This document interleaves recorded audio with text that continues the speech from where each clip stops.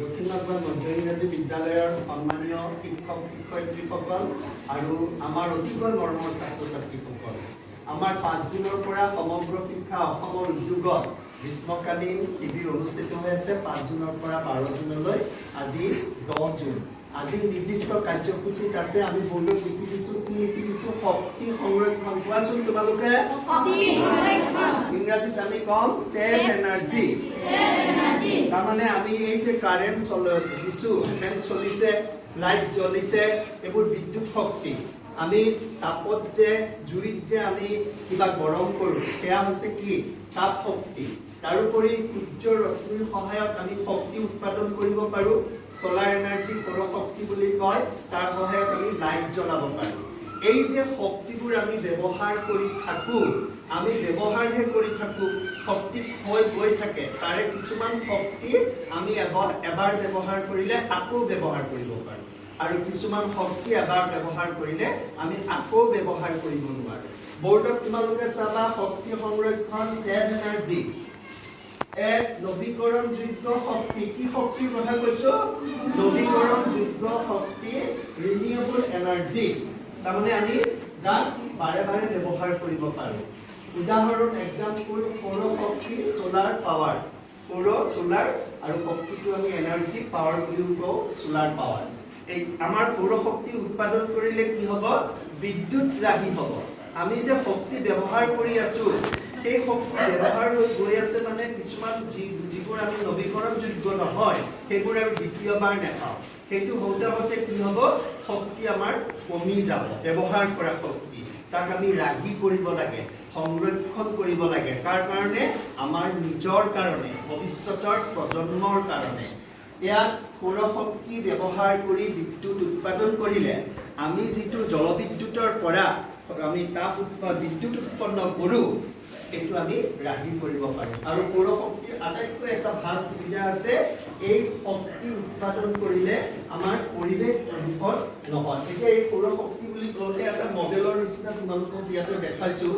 এনেকুৱা নিৰ্দিষ্ট সামগ্ৰী আছে, ইয়াতে প্লেট থাকে, সূৰ্যৰ ৰশ্মি আহি যেতিয়া প্লেটত পৰে, ইয়াতে আমাৰ সৌৰ শক্তি উৎপাদন হয়, সোলাৰ এনাৰ্জি বা সোলাৰ পাৱাৰ উৎপাদন হয়। আৰু এয়া আমি ইয়াৰ দ্বাৰা আমি লাইট, ফেন, টিভি চিভি চলাব পাৰোঁ। এইটো এটা সাধাৰণ আৰ্হি হিচাপে দেখুওৱা হৈছে। তোমালোকে কলেজবিলাকত বা বহুত অফিচত এনেকুৱা দেখা পাবা। পালে গম পাবা যে এইটো যে আমাৰ ছাৰে কৈছিলে, এইটো সোলাৰ এনাৰ্জি, বা কাৰোবাক সুধিলে কৈ দিব। তাৰপিছত বতাহ শক্তি, উইণ্ড পাৱাৰো আমি নৱীকৰণযোগ্য শক্তি বাৰে বাৰে ব্যৱহাৰ কৰিব পাৰোঁ। তাৰপিছত বায়' এনাৰ্জি, আমাৰ জীৱৰ পৰা, তোমালোকে ইয়াতে বহলাই নাপাবা, মাত্ৰ জানি থোৱা জৈৱ শক্তিও আমি বাৰে বাৰে ব্যৱহাৰ কৰিব পাৰোঁ। পানী, ৱাটাৰ, পানীৰ পৰাও আমি বাৰে বাৰে শক্তি ব্যৱহাৰ কৰিব পাৰোঁ। তাৰপিছত হ'ল অনৱীকৰণযোগ্য শক্তি, নন ৰিনিউৱেবল এনাৰ্জি। তাৰমানে আমি তাক এবাৰ ব্যৱহাৰ কৰিলে আৰু দ্বিতীয়বাৰ ব্যৱহাৰ কৰিব নোৱাৰোঁ। তাৰ উদাহৰণ হ'ল, কিহৰ উদাহৰণ? অনৱীকৰণযোগ্য শক্তি, নন ৰিনিউৱেবল এনাৰ্জিৰ উদাহৰণ, এক্সাম্পল কি?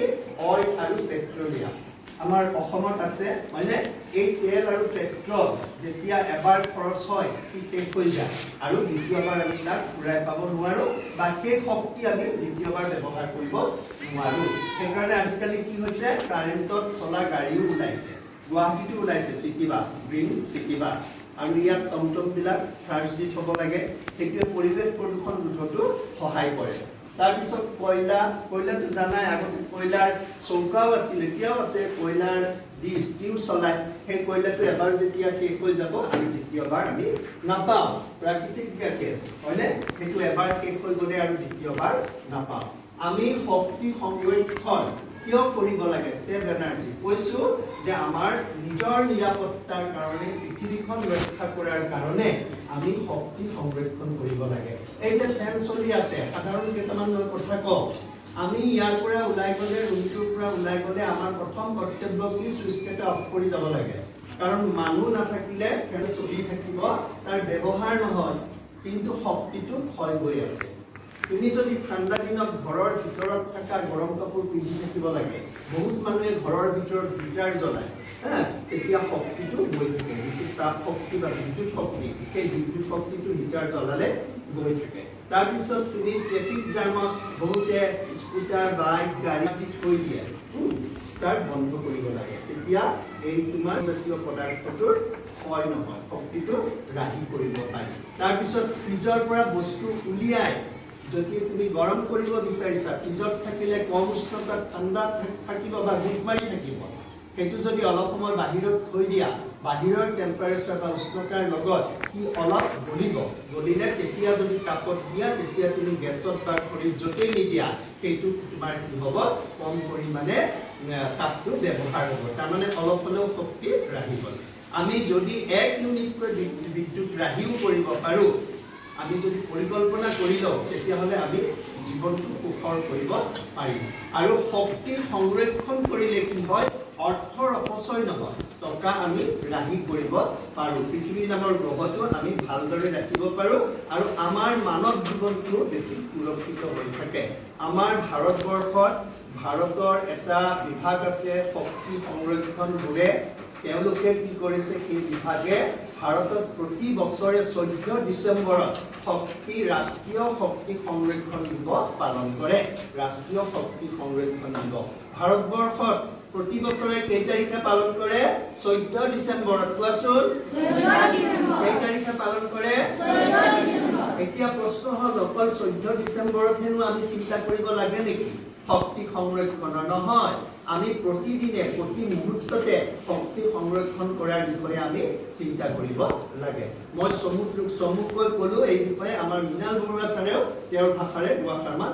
কৈ দিব ধন্যবাদ বৰুৱা ছাৰ মোক সুযোগকণ দিয়াৰ কাৰণে মই তোমালোকক শক্তি কেনেকৈ আমি বচাব লাগে এনাৰ্জি কেনেকৈ বচাব লাগে মই তাৰ বিষয়ে তোমালোকক দুটামান কথা ক'ম বেছি দীঘলীয়া নকৰোঁ ঠিক আছে তো ইয়াত লিখা আছে নৱীকৰণযোগ্য শক্তি মানে ৰিনিউৱেবল ৰিচোৰ্চ ঘূৰাই পাম এইখিনি শক্তিকে নৱীকৰণযোগ্য শক্তি বুলি কয় যেনে উদাহৰণ দিছে ছ'লাৰ উইণ্ড জৈৱ আৰু পানী এইকেইটা শক্তি আমি যিমান শেষ কৰিলোঁ আমি যিমান ব্যৱহাৰ কৰিলোঁ শেষ হৈ নাযায় তো এইকেইটা আমি জানো তো এইকেইটা আমি ডেইলি লাইফত সদায় দেখি থাকোঁ হয়নে নহয় আমি আমাৰ দৈনন্দিন জীৱনত আমি এই শক্তিখিনি সদায় ব্যৱহাৰ কৰি আছোঁ আমাক লাগিবই হয় নাই তো এইখিনি কথা মই বিশেষকৈ নকওঁ আটাইতকৈ মেইন বস্তুটো হৈছে অনৱীকৰণযোগ্য শক্তি মানে নন ৰিনিউৱেবল ৰিচোৰ্চেছ আমি যিখিনি এবাৰ হেৰাই গ'লে আমি ঘূৰাই নাপাওঁ পোনপ্ৰথমতে আছে অইল আৰু পেট্ৰলিয়াম এতিয়া অইল বুলি ক'লে আমি কি বুজি পাওঁ